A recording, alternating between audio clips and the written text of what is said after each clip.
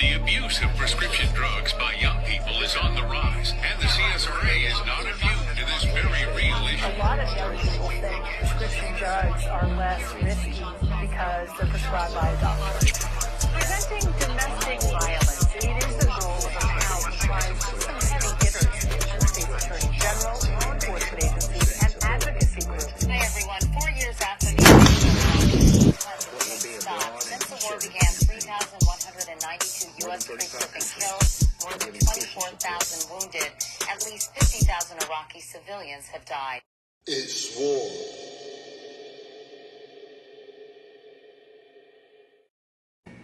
Hey, what's going on, ladies and gentlemen? Welcome home to another exciting ep of War. We're all recovering.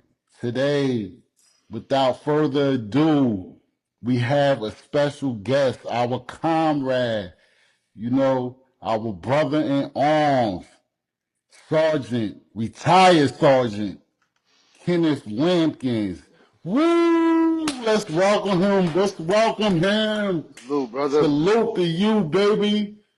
Yeah, what's up? Yes, retired Sergeant Kenneth Lampkins here with us, a soldier, a survivor, and a symbol of strength. Our brother, Sergeant Lampkins, has faced battles both on the front lines and within himself, just like the majority of us.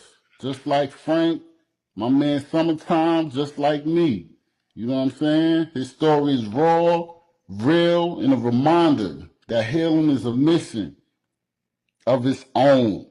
From the chaos of combat to the courage of recovery, this conversation is about resilience, redemption, and the road back home. So lock in, because this isn't just an interview, it's a testimony of strength. Let's welcome him again. Retired Army Sergeant Kenneth Lampkins to the W.A.R podcast. What's up, baby? Man? How you doing? With it. Not Yeah. much, man. How you I'm been, glad man? you here, man. Good to see you, bro, after all these years, man. I appreciate it, man. It's good seeing y'all again. It's been a minute. Yes, sir. Yes, sir. Yes, sir. Let's dive right into it, shall we?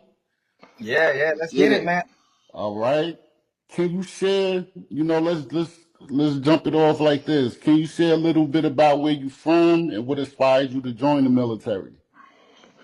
All right. Y'all already know, Sergeant, retired, Lampkins, born and raised in Chula Vista, San Diego.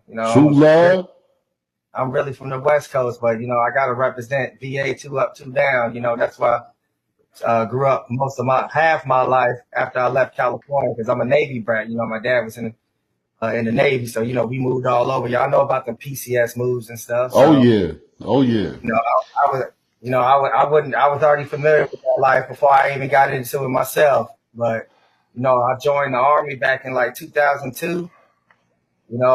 And I was just doing everyday jobs left and right, and that recruiter that kept bugging me all through high school, I was like, I don't have anything else to do, so let me holler at him. Right, and this is right after 9/11. So a couple months after 9/11 happened, I was like, let me get the recruiter up. I just got a little job started to sign. Let me see what's up. So he was like, all right, take the test. I took the test. I was like, what? And that's when the war first kicked off. So they trying to get everybody in. So they was offering all those enlistment bonuses. So I was like, well, what job do I qualify for that, offer the most? And he was like, 7 Foxtrot at the time, which is, petroleum supply specialist or truck driver / fuel hauler. That's how they hit me. Yep, they hit me with that 20 stacks off rip. They was like, man, and I was only 18. I was like, man, I got about $20 in my account. You talk about 20 stacks? I bet, sign me up. So I went ahead and signed up. Got shipped off in about a month. Did my little maps. Went to basic training in Fort Jackson, South Carolina. Then I did my little truck training at AIT at Fort Lee. Then I went to little truck school after that, was that PVOC. For y'all that know that, is where they make you drive in the dark, do all that nighttime driving and stuff like that. Did that. Yes, then it was sir. off to home tech. It was off the hometown recruit. Now, you were supposed to be working with your recruiters and stuff, but it was like free leave because really you report to the recruiters. And I had a cool recruiter. He was like, man, go ahead and just take this time to relax and go spend time with your family before you go to your first duty station. So that's all that happened in 2002. And my first duty station was Fort Carson. So that's how I first started, in the Army in Fort Carson, Colorado.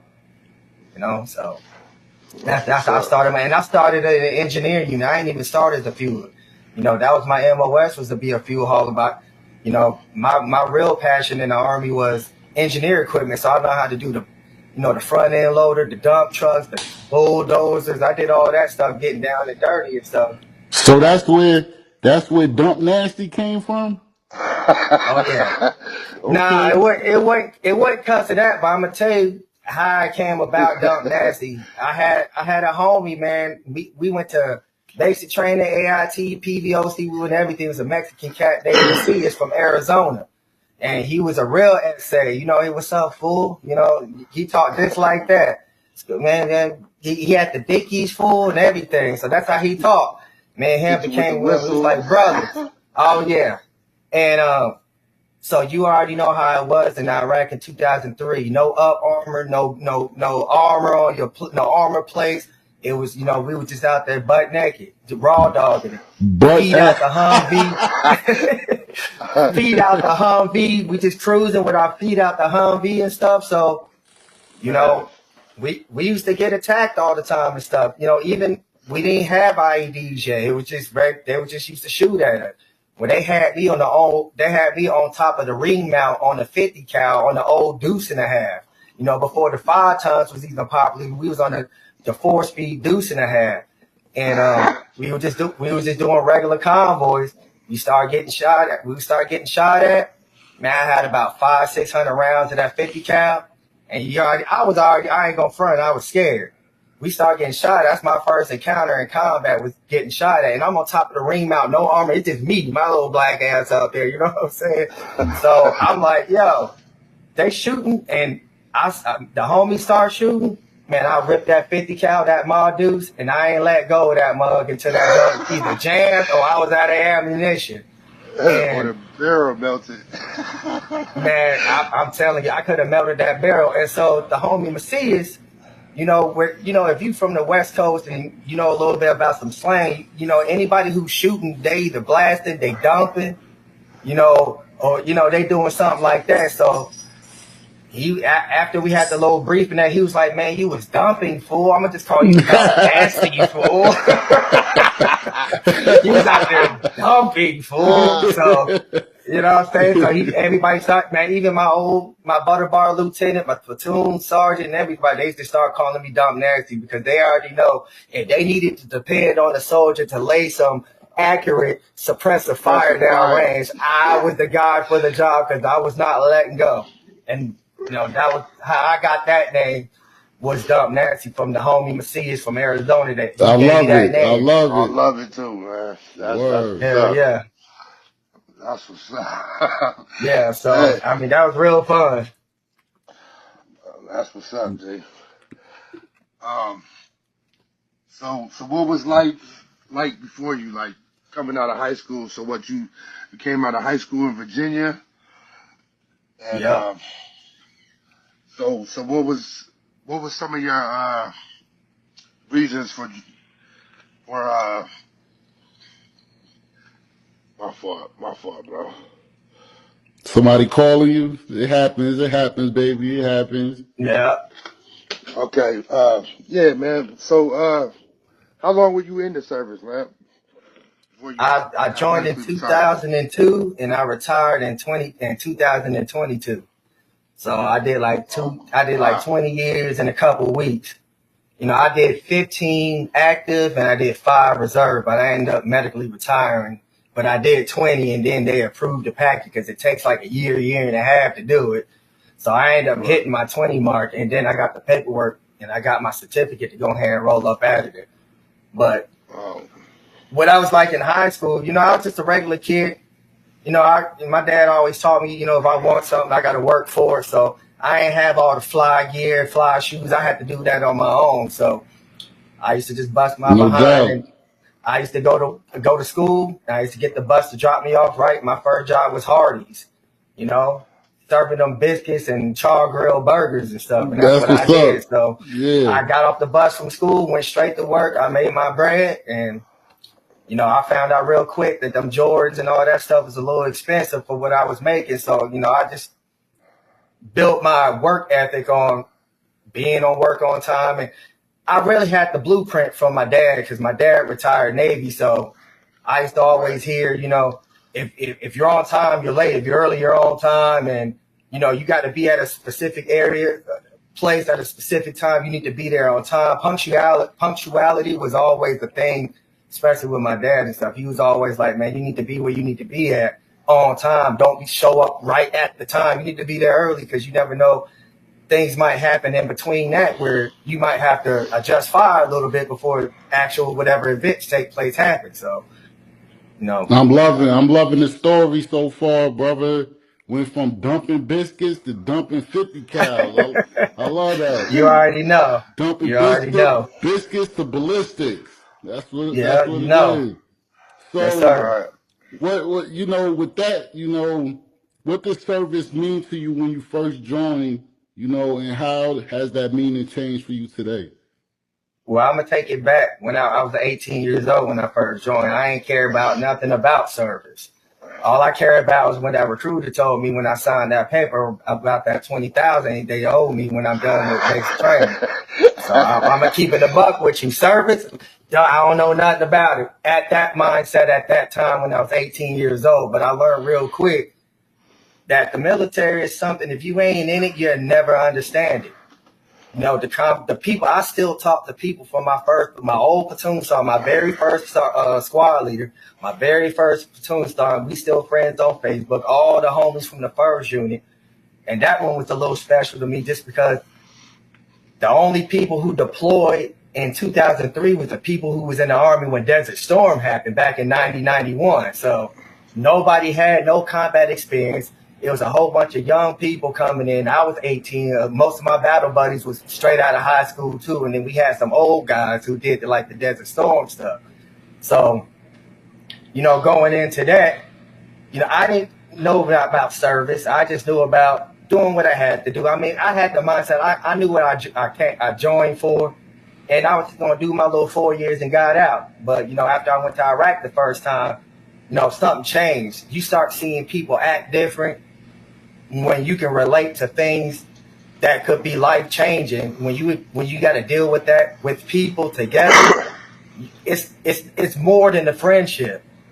You know, it's more than, oh, that's just the dude down the block, or that's just the dude that's in my unit.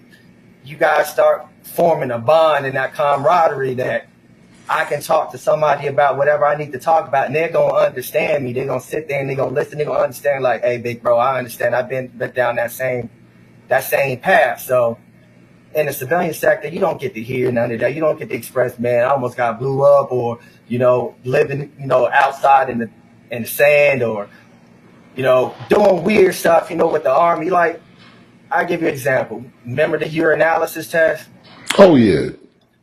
If you was an NCO, you had to watch all the dudes pee in the cup. And, like, they don't do that on the civilian side, you know. It's one of them weird little chain of events that the military make you do. And after you then went through all that trauma, it's like, it ain't nothing. We got another piss test coming up. We know the drill. Yeah, So, yeah, you know, definitely. it's little weird stuff like that, or, you know, just stuff that happened, even, you know, with your brother in arms, y'all might have some beef, man. So y'all might go behind the context that when I first joined, they used to have wall-to-wall counseling. So sometimes if you had beef, you had to settle your differences, and you just spoke nothing about it. May the best man win, and we don't talk about it no more. And you know what it is the next time you want these hands, pretty much. Right. So, like I said, the Army is the camaraderie that if you haven't been in that type of environment, you'll never understand the veterans. Never. Other than, oh, thank you for your service, but deep down inside, it's more deeper than service. It's a commitment, it's dedication, it's motivation, it's the camaraderie you'll get out of that. Something I'll never Definitely. get from nobody on the civilian sector. That's why I still stay kind of close to all my battle buddies now, because they really the ones that can understand me. Right. And I'm glad you brought that up, bro, because you know a lot of people on the civilian side are that never been to war or you know in the military. They don't understand that bond that you build, you know, with your brothers in arms. So No doubt. it's deep. It's rooted deep, man. You know, Definitely. we definitely sleeping. We sleeping together. I mean, no pause, whatever. But you know, you sleeping together, you're eating together, you're showering, you're getting shot at together, and something go down. You know, you got to know how to react. You know, you got to get that 5 and 25 real quick. You know what I'm Oh man, I saying? forgot about that. Yeah. So you know, Break that down sometime what that is for the folks that don't know back home. that's like when you on a mission, and you getting shot at or taking small arms fire or a IED happens to explode or a VBIED run up on you. You know, everything stops and you know, uh, everybody you know hits the ground running to pull up a perimeter so they can secure the area and see you know what we're dealing with and what's coming ahead, if anything, you know? Definitely. I'm gonna piggyback off that. So, like Frankie said, you know, getting your perimeter secured. But the specifics of the 525 was when you got out your vehicle. You don't just jump out, open the door, and start looking around. The 525 was for a specific reason. You need Right, before you even open your door, you look 5 meters in a 360 to make sure you ain't stopped on no landmines. You don't see no kind of threats in your immediate area. And if you got a gunner on the top, or if you got a gun hatch, then you look out 25 meters in the whole 360 to make sure, okay, now your imminent danger is gone now because nothing's around you. Now you look out further in the 360 to make sure that there's nothing in your vicinity within 25 meters as well, because those dudes, right, the Iraqi dudes, they were smart out there. They knew our right, SOPs. They knew exactly what we was gonna do when we was gonna stop. So it's the guessing game. Okay, we know if we blow a little bomb up right here and they stop, we know they gonna be looking and then they gonna look out more. So we kind of put it in between. It was a guessing game. Yes. They Yes. knew our intel, we knew theirs. So it was really more like a chess game out there. Yeah, definitely. definitely. Okay. Yep. So were there any moments since we talking about Iraq, we at that point right now. Were there any moments during the deployment that shifted your perspective on life or leadership? Well, yeah, you already know in 2006 when Task Force 136 was assembled out of Germany, you know, Freiburg, Germany, and bomb holder. Yes, That was the sir. Yes, ul- sir. that The was the Yeah. connection. that was the ultimate task force right there. We had Navy, we had the Navy SEALs out there, we had Special Forces out there, we had the Delta infantry, we had Force. all the support, Delta Force out there, we had all the support elements from all over Germany that uh, we combined and joined arms in the fight against war on terrorists back in 2006. And so one of my defining moments was, you know, I got hit by IED. And, you know, pretty much, if y'all don't know what an IED is, it's pretty much when they take some type of ordnance, uh, artillery round, anything that can be, that can cause mass destruction. Ball They're, bearings. they're, they're wired up, buried Yep. in the road, and when we go by on our convoys, they're watching us. They're watching us, of course, and they're setting off, and they're trying to do as much damage as possible to the convoy. They're trying to deter us from completing the mission, in a sense.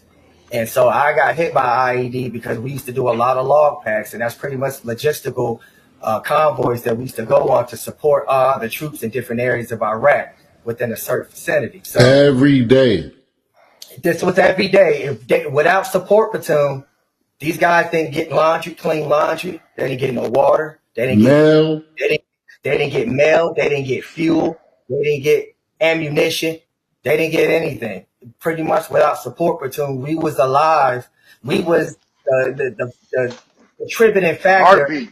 What ran? We was the heartbeat of what ran Task Force 136.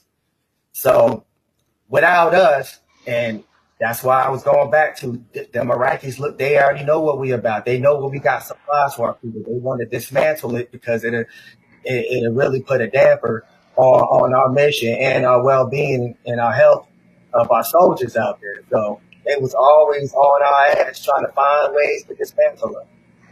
One day, Right. it was a regular log pack, and me and one of my soldiers, rest in peace, Lamar Larry, from Oakland, Rest in one of peace. my Rest soldiers, in peace, Larry. before he passed, after we came back from deployment, we was doing a regular log pack. That's the logistical convoy, and we just rolling it. All of a sudden, out of nowhere, a big explosion hit my fuel truck, and I'm carrying at the time JP8. They call it F-24 now, but JP8. Ooh. It's pretty much like it's gas. It's pretty much. Yeah, that's a rolling bomb right there. I had a rolling bomb, and they knew if we blew up the rolling bomb, it was going to become a bigger rolling bomb. That was their main objective. So the cab filled up with black smoke. I couldn't see nothing. Truck bouncing. I think I lost like 3 tires. It punctured my up armor doors, but it didn't penetrate all the way through, so I had a lot of dents in the door from the impact. And I mashed out. I hit the gas, and I kept going. And right there where the IED exploded is really where my eyes flashed before my eyes. Because at that very moment, that could have ended my life right there. Luckily, it was like a loud explosion. Really, the up armor was able to muffle a lot of the blast, and the up armor really saved me and Larry's life because it didn't penetrate and go through. It damaged it pretty good, but nothing went through. Don't forget the sandbags in that motherfucker too. Yeah, we had the sandbags. Oh, I Had to forgot about yeah. them on the floors. Yeah, It's buddy. supposed to be ghetto. It's supposed to be the ghetto absorption. Like, okay, if you put a couple sandbags on the floor, if something blows up on you, that sandbags is going to pretty much condense how much damage you take. Word. Yeah. That didn't work. That didn't work, bro. Maybe it did, but whatever I had, obviously, I'm still here, living and breathing. So something saved me besides the grace of God, saying it wasn't my time to go.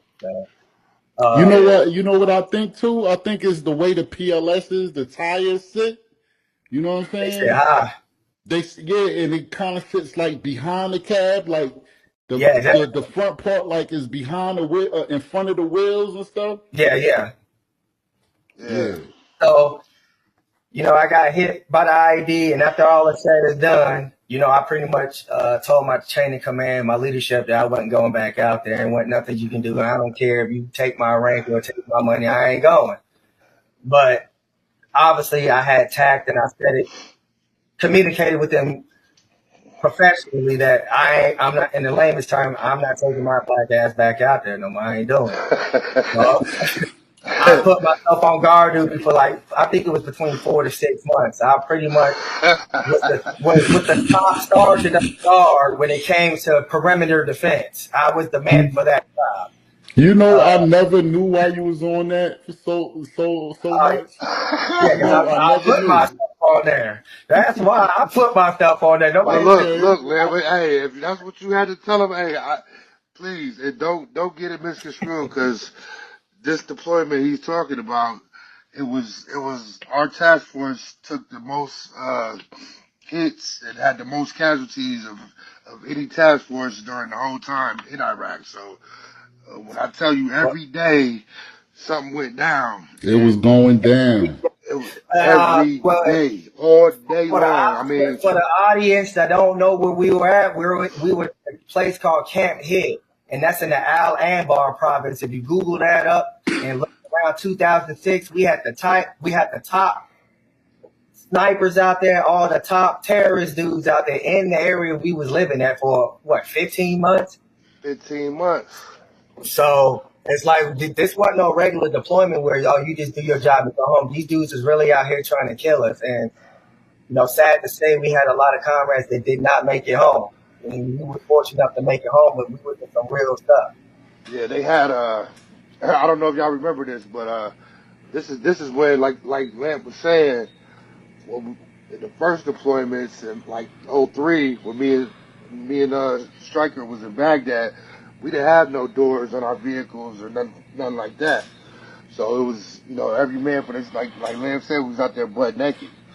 But Yeah. this one, the next one is when things started ramping up, and we started getting all the little attachments to our. We started getting new vests, new helmets, and you know armor on our vehicles. And I think that's when we got the neck. Remember the neck pieces that went under Yeah, your yeah. Yeah. vest. I still got one. Yeah, they had two.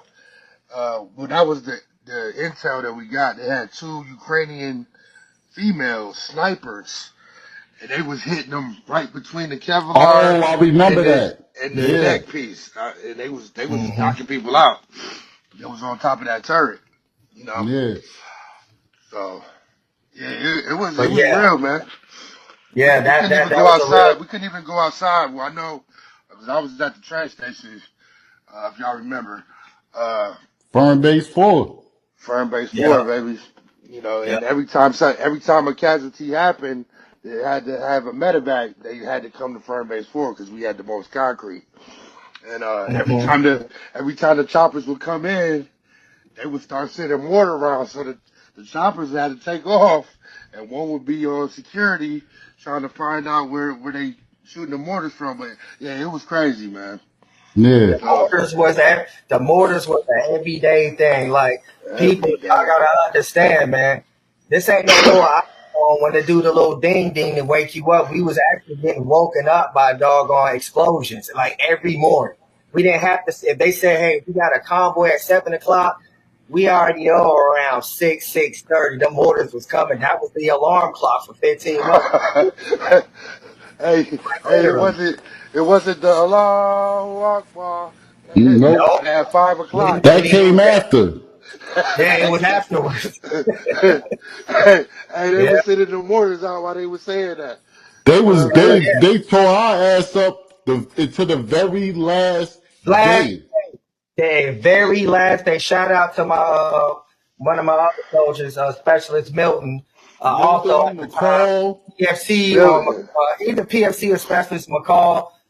Shout out to them, dude, because it scared me the day that we was about to leave, and it was so extreme on how we had to leave that we actually had to have practice drills how to hurry up and get on the helicopter, or they were gonna leave you behind with or without your bags.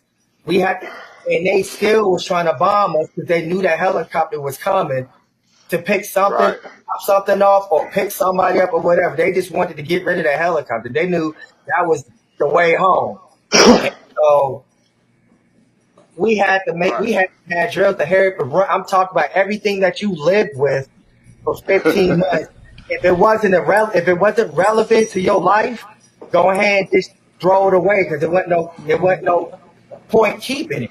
So we still Right. had two duffel bags in the rucksack, and these things are packed from top to bottom to the rim, and they at least 50 pounds apiece. I know mine were heavy, and I had to Right. carry all three of those bags, and I tell it to the helicopter as fast as I could. That's probably the time I've ever been in my life, bro.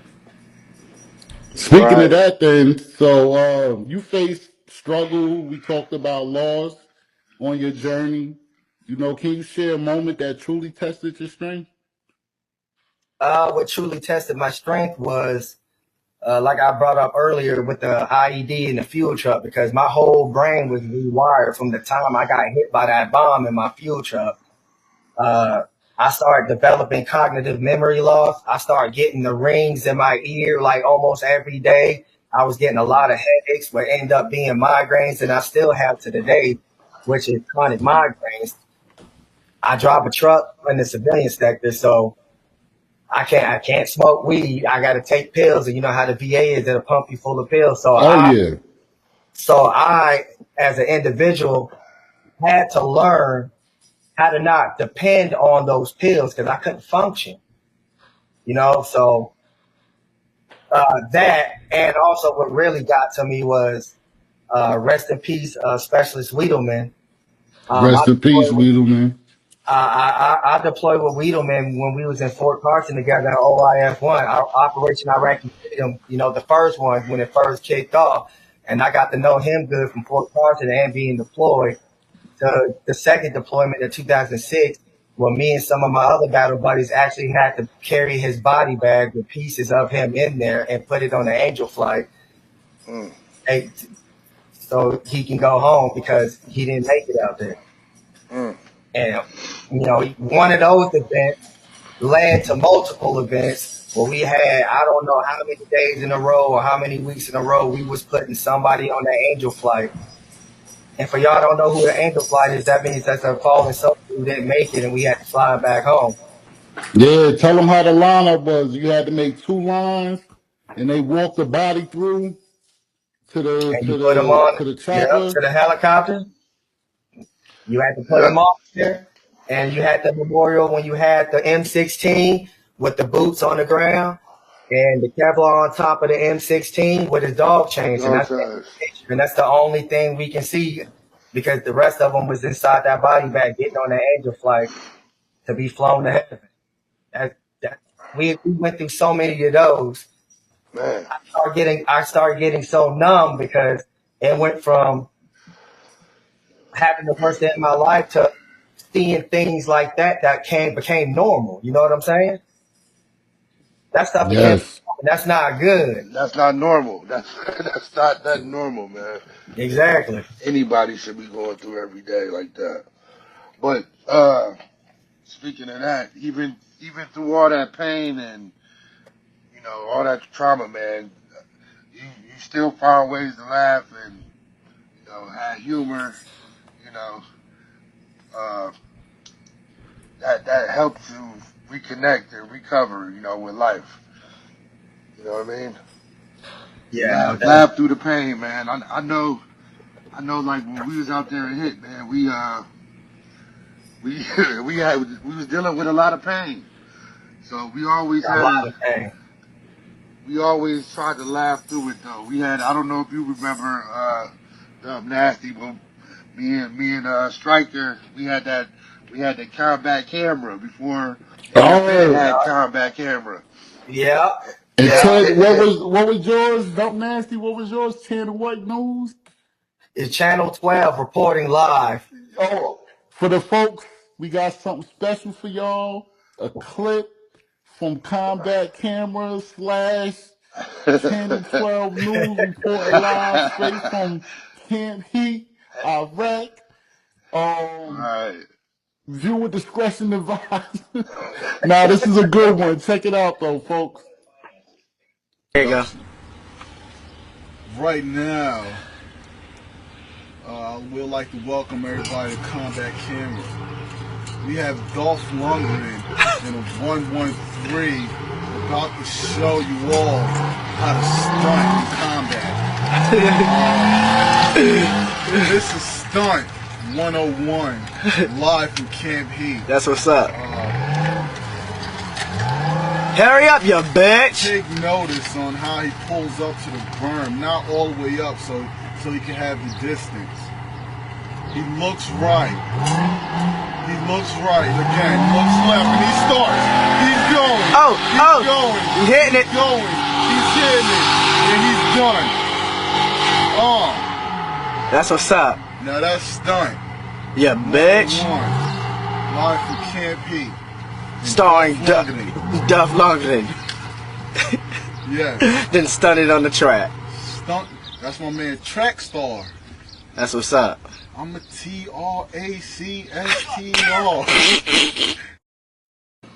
Yes. Sean Lamp, can you just tell the folks, describe what's going on in that video for the folks that was back home? Yeah, that was, we was on guard duty and, it was hot out there. We was bored. Us as a support element, we don't really get the opportunity to operate any track vehicles. Most of our vehicles are wheeled. So anything with a wheel on it, we was good at. But track vehicles, not so much. And so we're winging it. They was like, man, we don't really got a gate. So we just going to put that little track vehicle in front. And for all y'all that don't know, that was mitigation, damage mitigation, because we had a lot of VBIEDs. If y'all don't know what it is, it's pretty much somebody driving down the street with a big ass bomb, and they're gonna do a suicide attempt on you, blowing up the vehicle wherever they feel like blowing it up at. So when we put that track vehicle there, which was the 113, if they wanted to try to run through the gate, they was gonna run into that first. So when we had convoys go in and out, we opened it up and closed it. Shout out to Lundgren, shout out to Lundgren that was out there operating it like a professional. So, we was on guard duty. We was bored. We had nothing to do. I make sure all my soldiers, they got everything, water, food to eat, to see where their state of mind's at. And we decided, you know what, let's make sure this 113 work, because we got to move it. We need to make sure it works. So we was doing a during, middle, and an after PMCS, which is a pre-trip inspection and a post-trip. We just wanted to make sure our equipment worked at the gate. And obviously, as y'all see with the video, it worked out pretty good. So there you have it. I got a confession to make. I might as well bring this up since you was talking about, what you do for your soldiers. For the folks back home, it's rare for a soldier to like NCOs coming up. Sergeant Lampkins, a.k.a. Dump Nasty, I was a soldier under him in Iraq during his deployment. Brother, you are the first NCO ever that I've liked. That's real talk. You started my journey into liking NCOs. You know what I'm saying? So you was the first NCO that I liked and actually helped motivate me to become an NCO. You know what I'm saying? Which later happened after we redeployed. I appreciate that. I appreciate Definitely. that. Definitely. But I'm a caveat off that, because I wasn't one of those NCOs that try to hit likes and clicks like we are on Instagram or something like that.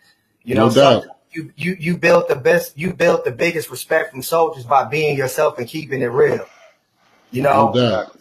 You enforce the standards, and that's all it was. I'm gonna keep it real with you. You keep it real with me. I didn't have to show that I had power over you, because I already knew that. So trying to flex that was more of an insult to soldiers, to try to throw my little power around. So what I used to do was just keep it real, be myself. If I see them do something good, you got to talk to your soldiers, let them know, hey man, that's a good job you did, man. I appreciate what you did. You really helped the team out. Or if they effing up, I'm gonna tell them they effing up, and I'm gonna put them behind closed doors so I ain't embarrassing them, because at the end of the day, a lot of NCOs didn't realize that soldiers are still people just like we are.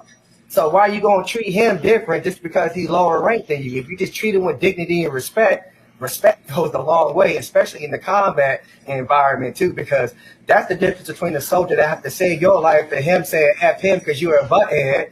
And then, you know what, man, he on his own, I ain't saving his life. Then what you going to do? You had to build confidence and the respect to soldiers, because the respect is a two-way street. It ain't a one-way street. It doesn't matter who it was. Yeah.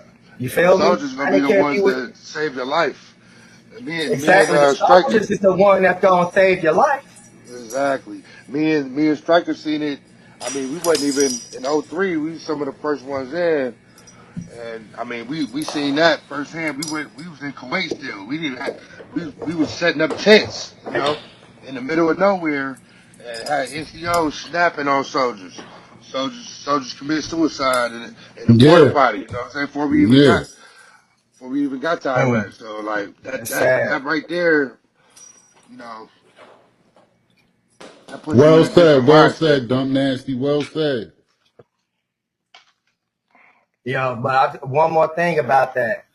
I wasn't there to be liked by soldiers. I was there to save lives, keep us alive, and make it home, because I wanted everybody to make it home. So I ran into some soldiers I had some miscommunication with, but they needed the guidance, and they still made it home. Whether they liked me or not, I never took anything personal, because at the end of the day, I'm not going to have that on my conscience that I didn't do my best to try to keep you alive, and you did something stupid and you lost your life because it's something I could have showed you or taught you. So whether they like me or not was irrelevant. I was there to do my job, and I was there to do it to the fullest. Yes, definitely. Professional. Thank you for that. No doubt, no doubt. What are some daily habits or coping tools? Let's talk about resilience. That R and sturdy. You know, Yeah, what's some I habits or feel you. coping tools like mindfulness, meditation, or faith or something like that that kept you grounded or that keep you grounded? Well, what kept me grounded, what keeps me grounded, I'm gonna say meditation. Uh, y'all ever been to like a spa where you get like a massage or something? You got that calm music in the background. Yes, Got all the yes. cool light, and it's like kind of put you in that calm spirit. That's Hmm. what I'm on. Like I listen to music, but I don't really listen to if it ain't that calm music.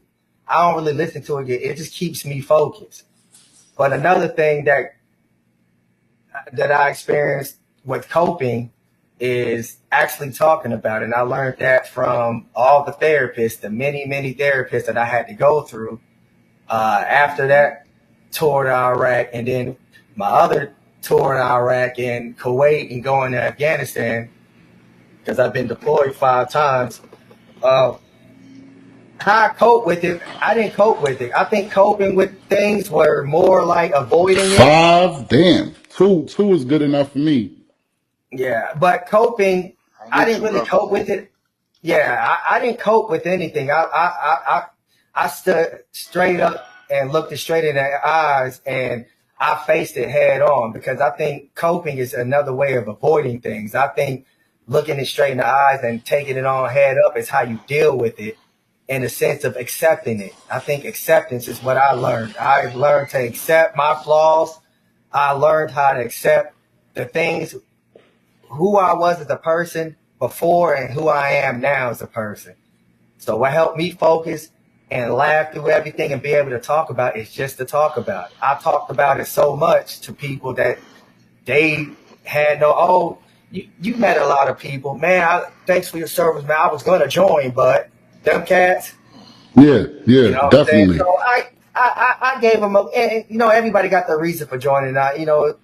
It's a volunteer service. They ain't force us in. We signed that dotted line on our own. But at the end of the day, I used to give them little stories about stuff, because the first one thing that did irritate me though was, oh yeah, I was in Iraq. Oh yeah, did you kill anybody? Like, god damn, that's the first thing you gotta ask. Did I kill somebody? Motherfucker, it might be you before stop asking me the question. You know what Word. I'm saying? Did you kill anybody? But I used to give them a little glance of what we had to experience with, with the convoys and, people getting injured out there, and the atmosphere we had to live under, shower time. If you wasn't back, how many times we missed shower time out there, bro? Come back from a late log pack and the showers is closed already. You have to sleep in your doggone, and you have to take a bird bath with baby wipes and bottled water, and just to get a little fresh. Talk about So it. Let's we talk had to, about it. what I'm saying? That we ain't gonna act like I'm a That's different trauma. person.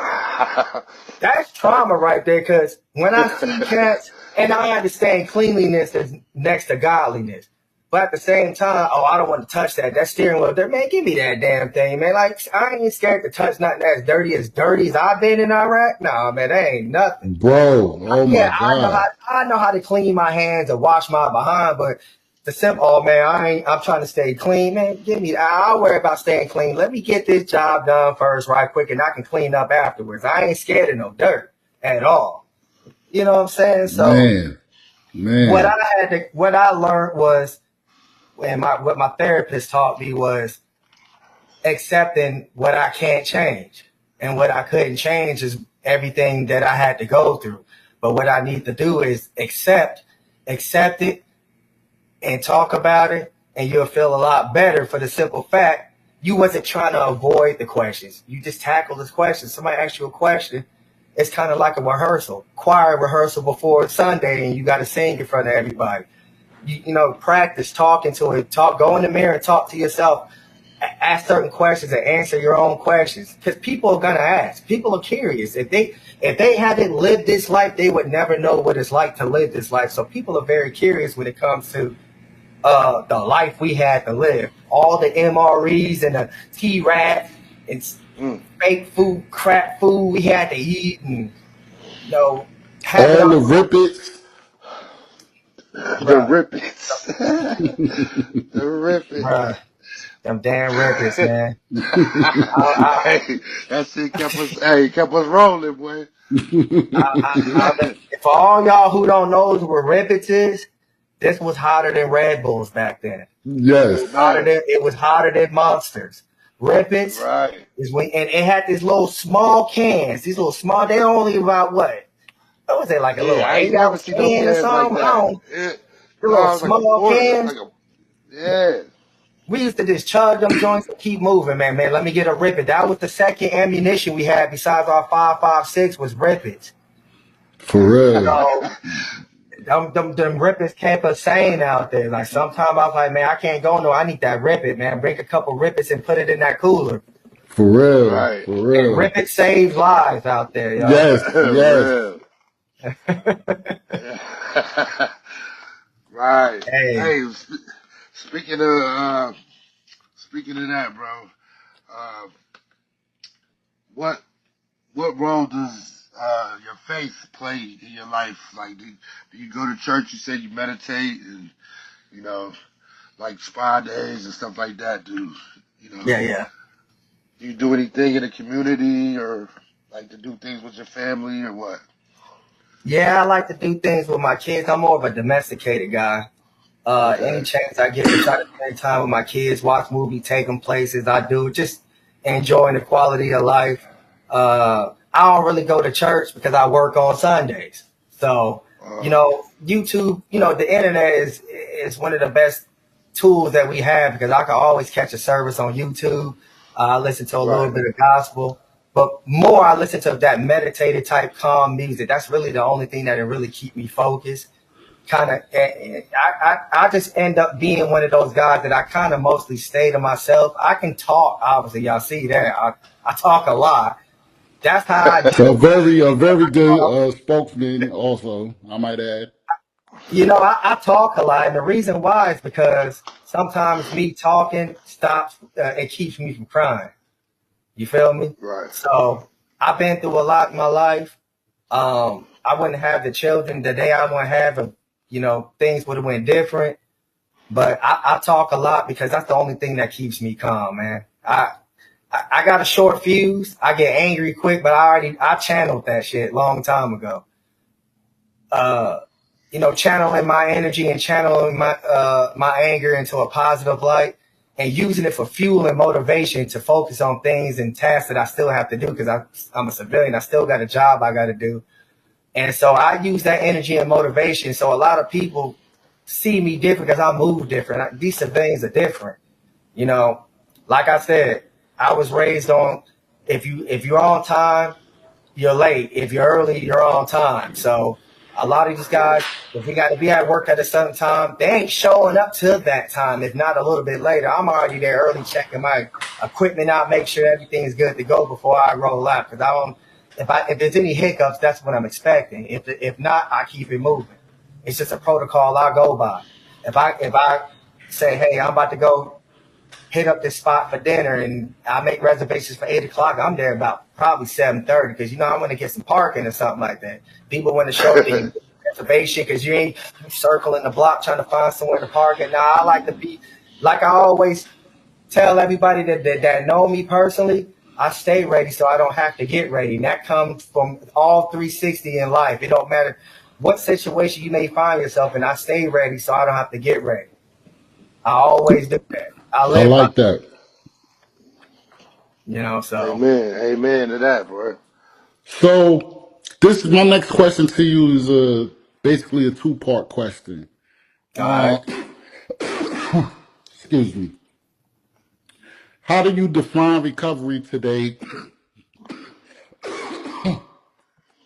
Excuse me, folks. I think my non-sheddable golden doodle left a little fur Hinder. behind. Uh, how do you define recovery today, and what advice would you give somebody starting their recovery journey? Recovery is about being honest with yourself and being honest with the people in your circle. Being honest. Recovery only starts when you can actually identify that you have a problem that needs to be fixed. You know, the Army taught us as NCOs and soldiers the seven steps to problem solving. And I'm not going to go through all of them. Obviously, the most important one is actually identifying the problem. And that can go with anything in your daily life. Is identifying the problem. Recovery is the process of identifying that you need to recover before you can start your healing journey. So I had to learn how to realize that I have a problem and I need to address that issue. And so my recovery is identifying that you have an issue and tackling it and finding the proper help in whatever you need help in. And it starts there. And it starts with you. It doesn't start with anybody else. I can physically see a guy, something's wrong with him, maybe mentally, whatever. And I can say, hey, man, maybe you need to go get that looked at. I can only tell him. I can only advise him. It's up to that individual and have the individual responsibility to be like, to look in the mirror and be like, I have a problem. I admit I have a problem. I need to go seek some professional help. And it starts with the individual person. You know, taking accountability for what you do or fail not to do is part of an individual task that only you can take alone. You know, it don't matter if a million people tell you need to go get help. If you ain't willing to help yourself, nobody's going to help you anyway. Exactly. Bro. So, you know, Yes, sir. at the end of the day, you know, recovery is looking into yourself and finding the proper help that you need. You know, in layman's terms, that's just what you need to do. It's a self-healing journey. It's only a journey you can go on alone. Can't nobody come with you. You can't bring friends or family or relatives. That's a solo mission. Only you can have that mission, and you can complete that task. And it's not easy neither. It's not easy. And it's not easy. Those are never easy. That's Right. why I And say stay sturdy, you know? Stay Stay sturdy. sturdy. stay sturdy. Got to. Okay, who do you think most inspires you right now to stay in your recovery and, you know, to keep doing what you're doing, keep you motivated? Well, of course, I got to give shout out to my dad. He's also a combat veteran. Okay. I think he did 23 or 24 years, retired Navy. I think he was a senior chief. Man, it's been so long. Yeah, I think he was an E7, senior chief. I might be saying it wrong, but he was an E7. So whatever that is in the Navy, where I'm all Army. So that's the only ranks I really know.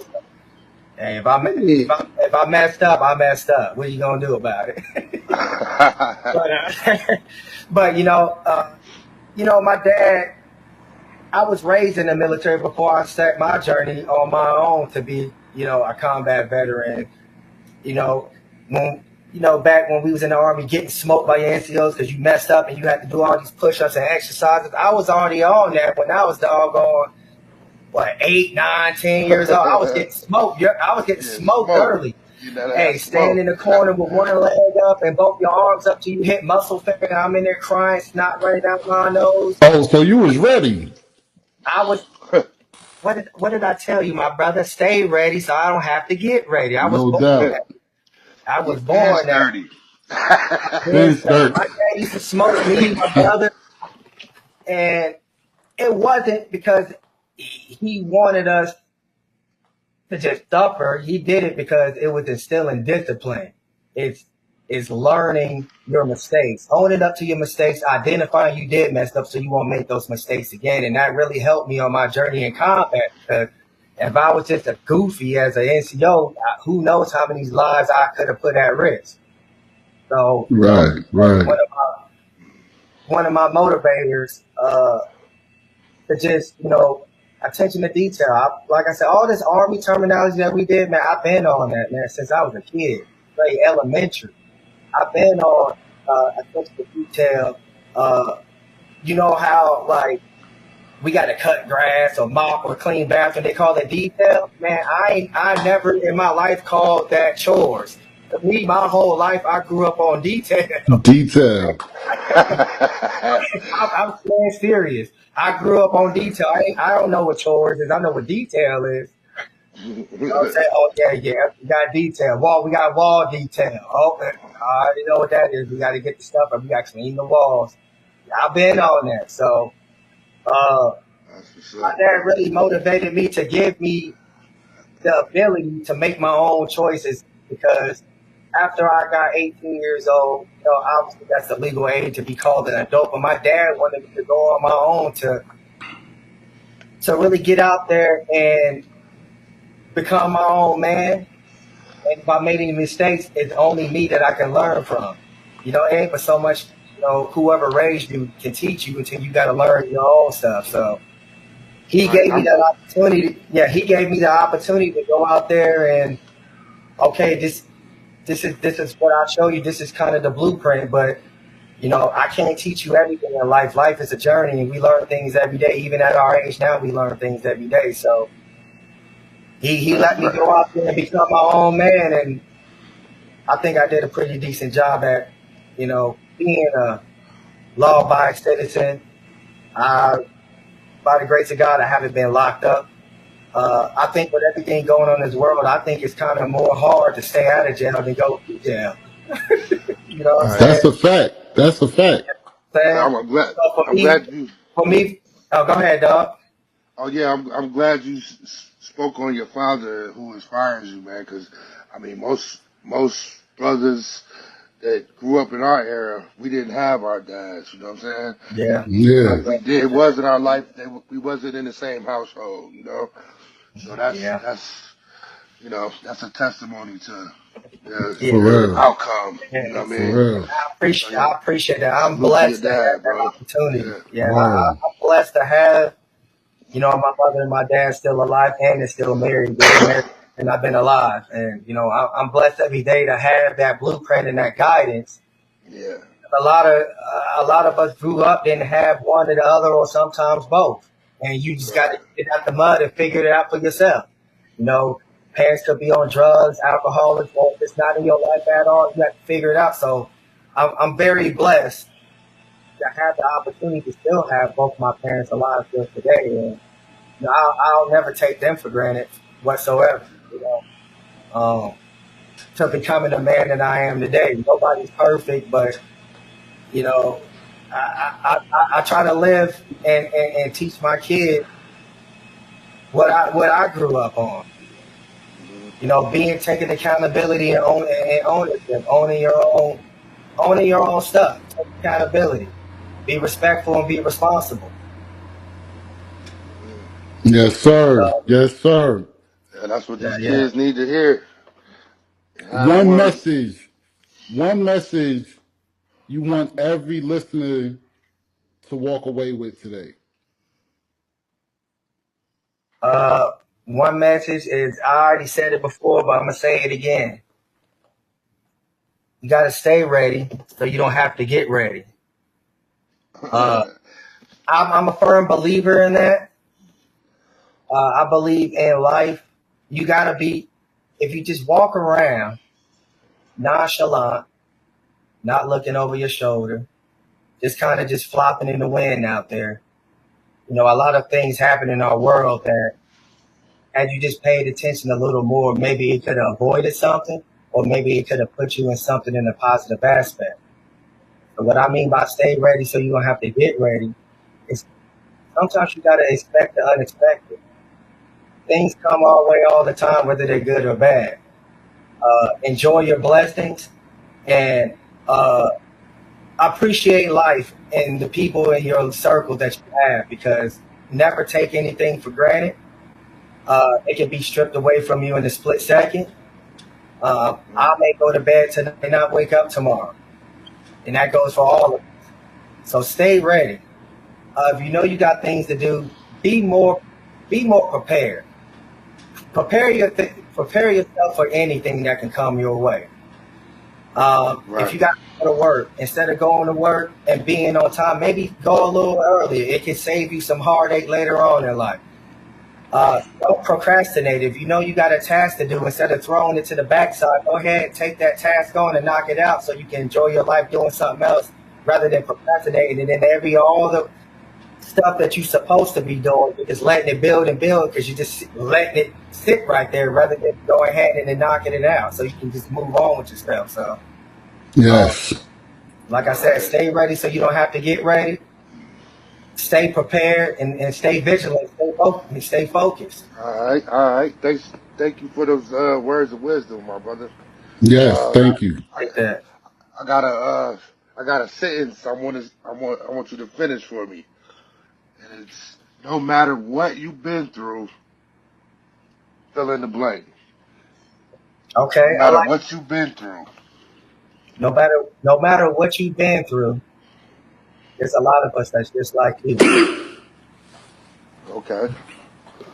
Because what we're not gonna do is make excuses of why you somewhere because there's a lot of us that be in your same shoes. You just don't know it. Don't think that because you've been through something, you're the only one who's been through it. There's a lot of us out Mm, here who've been through things, and we can definitely understand your perspective. But what we're not going to do is making an excuse for your actions. You're going to have to own mm, up to that and take accountability. mm. Yes, That's why sir. I say we're all recovering. You know what I'm saying? Because just like you said, you know, you've been through it, somebody else been through it. You know, I believe we all been through something in life. Yep, You know what I'm saying? absolutely. Some more worse than others, you know, but we all battling something or went through something. I don't know anybody with a perfect situation or just, you know, just unscathed throughout what's going on in this world today. It's just I don't see it. Yeah, yeah. So you know, I like to I like to believe that if you went through something, it shouldn't be an excuse for you to, you know, for you to display bad behavior. Um, Mm, I believe whatever I'm going through, it doesn't excuse me for me not doing doing the right thing and take accountability for my actions. I believe that's an mm, excuse, and I think if you don't take on the responsibility of owning up to your stuff, then you know you're not going to be in the right you're not going to be in the right place of mind anyway because you're just looking for excuses for you to do something that you know you're not supposed to be doing. And us at our age and us being grown men, we're beyond that. We don't do things like that. We own up to our mistakes and we just keep it pushing. That's the main thing, right? Accountability, right? Just you fuck Absolutely. up, take accountability, you know? That's so yeah. That's why I'm going with it right there. Yes, sir. Well, thank you, brother. appreciate that, Thank bro. you for blessing us with your presence today. It's been a Yes, long sir. time coming. Our first guest, you know, Dump Man, Nasty. I'm honored to be the first guest on here, man. I'm honored, bro. Thank you, Yeah, we brother. appreciate Thank you. that, bro. Thank you so much. For sure. Please, come back soon. You know what I'm saying? Share some more of them fantastic Channel 12 combat camera videos with the folks out there. You Yeah, know? yeah. Yes, sir. And guys, you know, thanks for tuning in. You know, the war, we're all recovering. Your host, Striker, Summertime. Special guest, Dump Nasty. Sergeant, retired Sergeant Kenneth Lampkins. And drop your likes, your comments, YouTube, thewarnetwork.com, Spotify, Apple, Buzzsprout, Podbean. We out there. We out there. Until next time, folks, stay sturdy. All Stay right, sturdy. fellas. All right, baby. All right.